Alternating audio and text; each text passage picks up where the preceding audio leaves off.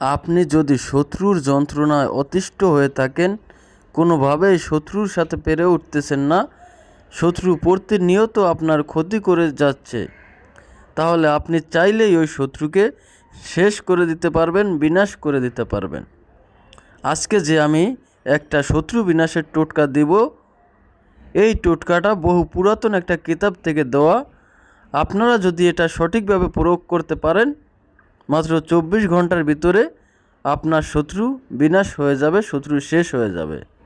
এজন্য অবশ্যই আপনাকে সম্পূর্ণ ভিডিওটি দেখতে হবে এবং আপনি চাইলে ভিডিওটি শেয়ার করে আপনার টাইমলাইনে রেখে দিতে পারেন, যাতে করে প্রয়োজনের সময় আপনি এই ভিডিওটি দেখে সঠিকভাবে সঠিক নিয়মে এই মন্ত্র এবং টোটকাটি প্রয়োগ করে আপনি আপনার শত্রু থেকে মুক্ত থাকতে পারেন। এই জন্য প্রথমেই আপনাকে স্ক্রিনে যে মন্ত্রটি দিয়েছি এই মন্ত্রটা মুখস্থ করে নিতে হবে। মন্ত্রটি হচ্ছে ও হিরিং বিরিং ক্লিং অমুক মারং কুরুকুরু সাহা। আপনারা যখন মন্ত্রটি প্রয়োগ করবেন তখন এই মন্ত্রের মধ্যে অমুকের স্থানে আপনার সেই কাঙ্ক্ষিত ব্যক্তির নামটি উচ্চারণ করতে হবে। তো যখন আপনার মন্ত্রটা মুখস্থ হয়ে যাবে, এরপরে আপনি যে কোনো শনিবার কিংবা মঙ্গলবার গভীর রাতে একটা সই নেবেন, 1 কোয়া রসুন নেবেন এবং সাথে ছোট একটা কালো কাপড়ের টুকরা নেবেন। এই জিনিসগুলো নিয়ে আপনি কোনো একটা শ্মশানে অথবা কবরস্থানে অথবা কোনো বড় একটা বট গাছের নিচে চলে যাবেন।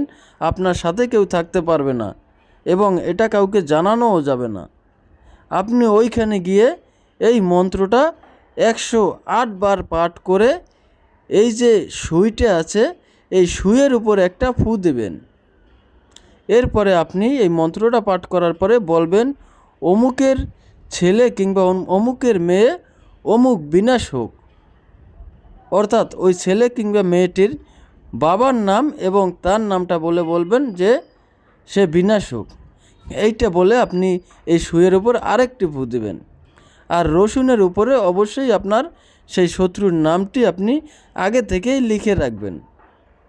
এরপরে আপনি ওই নামের উপরে সুইটা রসুনের উপরে ঢুকিয়ে দেবেন।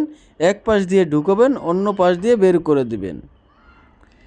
এরপরে আপনি এই সুই সহকারে রসুনটা কালো একটা কাপড়ের টুকরা দিয়ে পেঁচিয়ে সেটাকে ওই শ্মশান কিংবা কবরস্থান কিংবা বট গাছের নিচে মাটির নিচে চাপা দিয়ে চলে আসবেন। পিছনে ফিরে তাকাবেন না।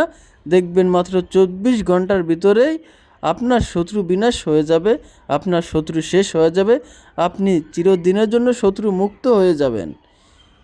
আর তবে আমি আপনাদেরকে একটা অনুরোধ করব, কারো ক্ষতি করার জন্য কিংবা পরীক্ষা করার জন্য কারো ওপর অন্যায়ভাবে আপনারা এটি প্রয়োগ করবেন না।